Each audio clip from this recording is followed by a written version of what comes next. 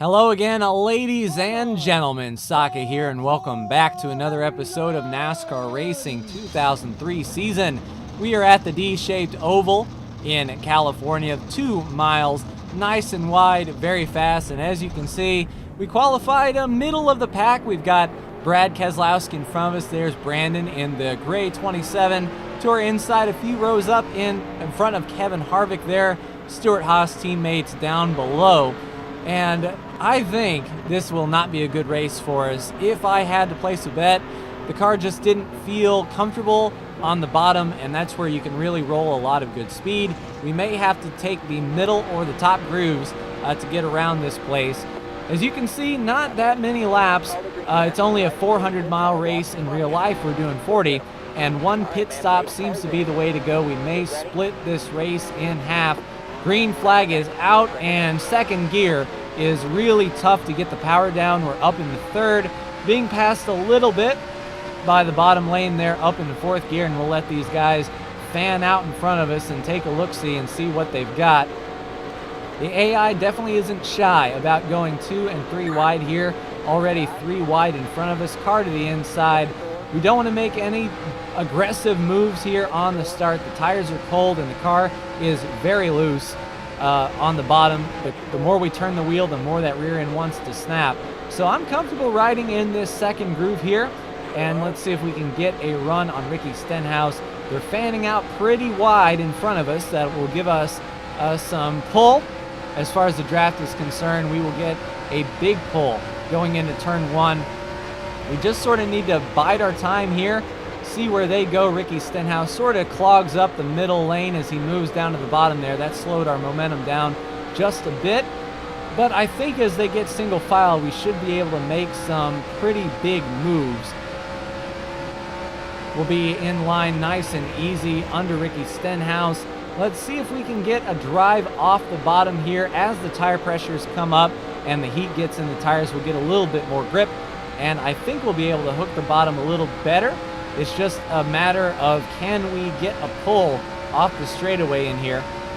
Now, I think the AI cars really drive hard on new tires. Their tires should give up before ours do. We just need to wait for these guys to come back to us. We're riding nice and easy through our pit stop. Once we're done with the pit stop, we'll have a better view on what's going on as far as the overall race is concerned. And we can see Ricky Stenhouse is sort of bogged up in traffic there on the upper groove. We can follow him around to the bottom here. Let's see if we can get a run on the outside. A lot of cars are still 3 wide in front of us, 2 wide, so we can definitely get a pull here. We've made up a lot of good time here. We'll also get a pull off the car in front of us there. That's the 48 of Jimmy Johnson. And looking 3 wide, oh, that's sketchy. Chase, get out of there. Chase thinks better of it, drops to the high lane. Now, I don't believe we've cleared Ricky Stenhouse. We're going to follow Jimmy Johnson through, try to get as big a pull as we can. Entering turn 3, we might actually get a fender on Jimmy here. It depends on how well he rolls this corner and he gets down to the bottom. We'll follow him around. It should clear Ricky now, and we'll just drift right onto the outside and keep as much speed as we can. And the leaders are starting to lose us a bit. They're entering turn 1 now, and we've got a little bit to go. There's single file up there, maybe a little double file, and we can catch Jimmy Johnson sleeping there. And Chase Elliott definitely wants to make it 3 wide. He's going to have to think better of that. We're clear to the top, and we'll settle in behind Brad K. And maybe we can get Chase going into the turn, but I don't believe we can. He is really holding that bottom. It looks like the bottom lane is moving, so I'll stay with the bottom here, try to hook the corner and see if we can get under him. Good run here. We might get a fender on him. We'll be 3 wide before we know it. Let's just settle in behind Chase and get him going into turn 1. Brad is still up there, however. We have to mind the gap. And a little loose there, a little bit of right wheel. We really drove it into turn 1, trying to outdrive Chase Elliott there. We cleared him off the corner. He's hovering right back there, but we can snuggle right up to the wall and focus on that 47 of A.J. Allmendinger, who is actually having a pretty good year this year. Allmendinger holding fast right up there. We see Clint Boyer in front of him. Clint Boyer having a pretty good run this year, and Kyle Larson in that Credit One bank. Blue and white car in front of us as well. We should be able to get Allmendinger here as he backs off. There we go. Can we get Larson as well? Larson's going to come down. We'll just follow Kyle on through. No need to really push yet. And we'll clear Allmendinger off the corner and set our sights down on that 42. Now we're about halfway to pit stops, I believe. We want to split this race in half. So I believe lap 13 or lap 14 will be good enough to get the job done as far as halfway is concerned. So we'll see if Larson starts pushing too wide. If he does, he can force that car to his outside away, and we can make the charge on Clint Boyer. It just depends on how fast Larson is, or do we take the high lane here? We washed up a little bit too much. We have Allmendinger looking back to the inside. We'll give him the bottom, but we should get the run off the straightaway here, side by side. We'll try to drive a little bit deeper into the turn, see if we can get the drive on the outside of the 47. He's cleared us, and the car is starting to wash just a bit. We're starting to get some of that tire wear noticeable here. So Allmendinger gets back in front of us. No worse for the wear, though. We'll still keep attacking, see if we can get him. And these cars are right in front of us, just ready for the picking, especially if they can go too wide. Excuse me, AJ. We'll see if we can complete the pass here. He should stay on our outside, though. We'll put the power down as best we can. He'll get the drive off the turn, but 3 wide in front of us kind of looks like Boyer's antsy, and Kyle Larson is definitely antsy. So we'll go under him and try to get a twofer. Clint is trying to look to the outside of Jamie McMurray in that gear wrench Camaro. So far, so good, though. I mean, we're within striking distance of the top 10, possibly the top 5 for sure. We just need to sort of hang on, and maybe we can do some pit strategy to get us in front if the race is looking green. And I think we're spread out enough now that a caution would be unlikely. Good run here, at least I thought so. We're getting a pull off the 1 of Jamie McMurray, but Kyle Larson fighting back on the high side. We'll follow Kyle on through to the bottom and get beside him. I don't know if we'll complete the pass or not. It depends on what Jamie McMurray does. McMurray gets back to the gas.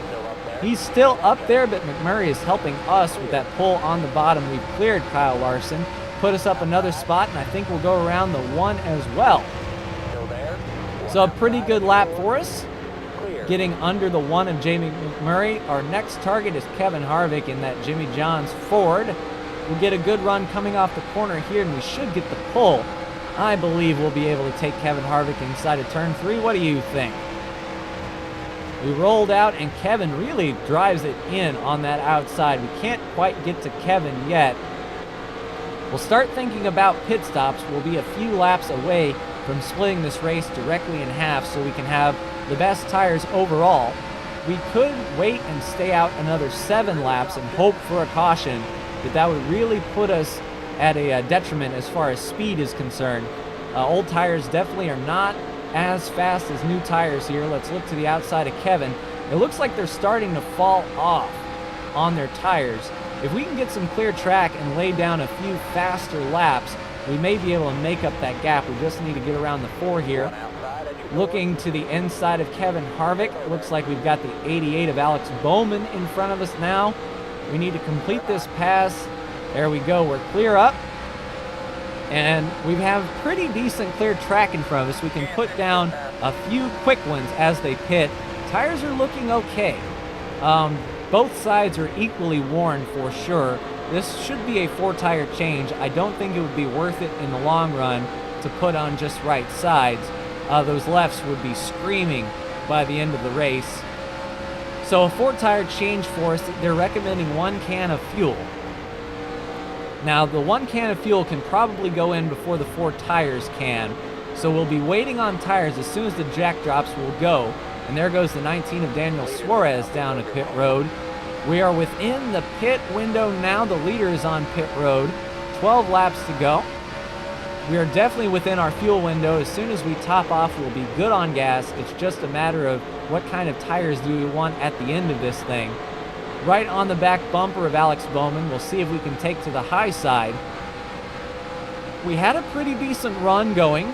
He got off the turn a little bit better than us. So we'll settle in behind Alex. He might be pitting this time. Yep, Alex Bowman is pitting.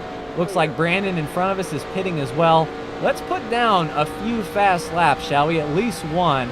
I didn't want to try to cut down to the bottom and wreck Alex Bowman, so we'll be pitting this time. There'll be 10 laps to go on these tires. We've already gone more than that, so our tires at the end of the race should be better than our tires now, which is really all we can ask for. We just need a good, clean pit road entry, a good, clean stop, and we can't afford to be penalized in any way. So let's look to pit this time. It's a pretty standard entry here. We'll go into turn 3 as usual. We'll pick up the gas just a little bit, and then we'll wait for the grass to break off about right here, and we'll really start to get on the brakes as straight a line as possible when we double downshift down to second. And there we go, 4,500 on pit road. Our pit stall is right before the marker, the leaderboard there. So we need to start looking left here in a bit.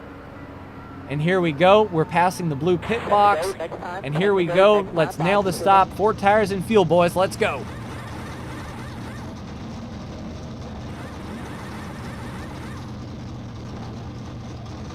Right sides are on. Coming to the left sides now.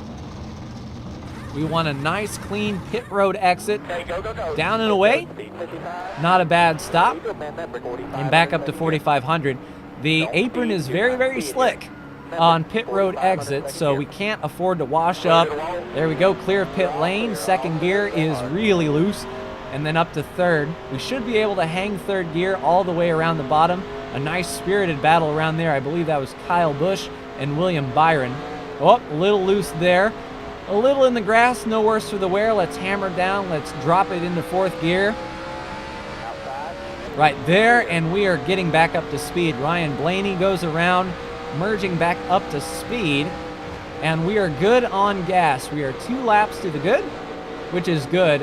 If they had chosen to put in 1 can rather than 1.5, we might have been too close for comfort here. So let's see where we cycle back around. Looks like we are in the top 5, and Brandon goes by with Bowman and Larson. This is about where we shook out last time, so we know we had a pretty similar pit stop and entry speed to Alex Bowman, for sure. But Brandon is on a tear. He had those 1 lap fresher tires, so he was able to make up a lot of time, although I don't know if something happened because he wasn't this close to Alex Bowman before. But with Bowman and Larson running side by side, we should be able to reel them back in, especially in a few laps when our tires come back up to temperature. We should be solidly in the top 10 now, and we just need to get working on that top 5. There's a few cars in front of us for sure. It looks like we're faster than Larson here right out of the box. We just can't overdrive the car and screw this up. But with him and Bowman running side by side, that'll bring them both back to us. We'll be able to run our race and our racing line and really make something of it here. We can see if we can hook the bottom. The car is feeling pretty good there on the bottom. Kind of free, but not too bad. We'll get under the 42. He's still out there. We're getting the pull off Bowman now. And the laps are ticking down. They'll go by really, really quick. Only a few minutes left in this race in order to get the job done here. We need to get past Bowman, and then it looks like we need to get past Blaney up there. So it should be maybe a top 5 run for us, unless there's a late yellow, and it would have to be a quickie yellow for sure in order for us to try to get something done. Yeah, looks like we can get Bowman into turn 1, setting him up here nice and easy. Getting the pull off of him, although he's getting the pull off Blaney as well. If he goes too wide, that'll throw a stick in our spokes. But we might be able to get him. Let's go. There we go, under Bowman and under Blaney as well. Let's see if we can put the power down. Brandon's there all alone. He'll be clicking off some really fast laps here. We have cleared him. I'm a little hesitant to go up to the top, though. I don't want to really come across his nose if the spotter wasn't 100% dead accurate. but we should clear him off of this corner for sure. We'll see if we can get a pull off of Brandon, and the leaders are all right there, single file. I don't think we have enough for him, but we did make up a couple spots, so I am not mad about that.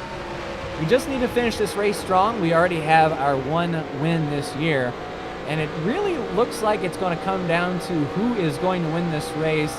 That isn't me or Brandon. It doesn't look like either one of us has the speed or the time to get up there quite. But I mean, there's a lot of lap traffic coming up as well. If the leaders get caught up in that, we may be able to make up some ground. We'll drive as hard as we can here, try to click off our fastest laps of the race and see if we can get something done. Brandon's mixing it up there with the lap traffic. We know the car is a lap down. This will be a hindrance to us for sure. These guys are way off the pace, and they're too wide in front of us. We might be able to get lucky and get them on the outside. Let's roll the outside as fast as we can. Car to the inside, we've cleared them. Let's get under the 32 and get the 34 as well. A pretty solid move to get through traffic there by me. Thank you very much. But I believe we're going to run out of time. I mean, Brandon is within shouting distance, and whenever it comes to both of us on equal tires, we are pretty close in speed. So I don't think I'll be able to catch him unless something bad happens in lap traffic. 3 laps to go. We're really trying hard. He's by those 2 cars there. He can drift up. But of course, we are going to get a car coming down in our lane. It looks like the 10 of Eric Almirola, and he's going to try to squeeze us. Let's see if we can fit through the 00. Oof! We can't afford to let these lappers hold us back. That was a little bit gutsy, but I wasn't going to roll out. Not when we've got a position right there in front of us that we can take. Coming to 2 laps to go, though. Time is ticking, and I don't know if we're going to be able to catch him. We shaved off a lot of time off Brandon that lap, though, especially if these guys go 2 and 3 wide in front of him. We may be able to pounce late. But there we go. Let's see if we can get through this traffic. We've got Buescher there. We've got Brendan gone. And we've got Ty Dillon. Let's get around all 3 of them. 3 wide. We should clear them before the turn. At least these guys are giving me, keeping me honest and trying to get through these guys. Looks like Brandon will take a peek to the outside. Car pushed up way bad there, trying to come off the corner with as much speed as I could. White flag is in the air. 1 more lap to go at California. I mean, we're hanging right there outside the top 5. And I don't think I'm going to have anything for him here. No, car's washing up. We used up all of our car trying to get through traffic there with those Dodges through lap traffic. I don't think we'll be able to get them.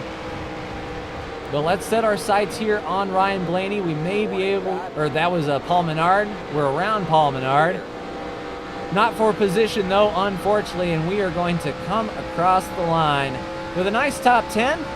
Not bad, and Brandon and I have now gone a race where we didn't win. It was only a matter of time, and we'll have a new car joining us in the chase around the 95. And let's go ahead and get to pit road. There was Daniel Suarez, so he was the next one for position, I believe.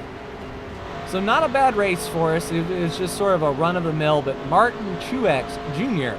is your winner with Kyle Busch, William Byron, Brandon Suarez, and me rounding out the top 6. So the interval between Truex and Kyle Busch looked pretty close. We'll have to take a look at that whenever we come back to pit road. Maybe the finish was a lot closer than my finish around traffic for sure. There we go, in our pit box, no worse for the wear. Let's go ahead and take a look at that finish. Let's see what Truex did on that last lap. Was it side by side? Was it close? Not really. So that .1 was actually just them coming around at speed. Kyle Busch didn't have much for him at all, really. No, he just sort of stayed in line. He kind of got a run there. But Truex shut the door.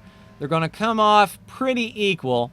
And there was William Byron. I mean, a stone's throw away from winning, so Martin Truex wins there. Let's take a look at that start, though.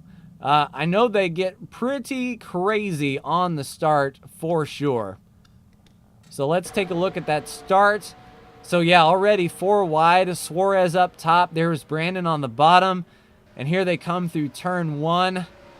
I mean, that could have easily been a crash, especially as close as these guys were running, almost 4 wide there off the corner.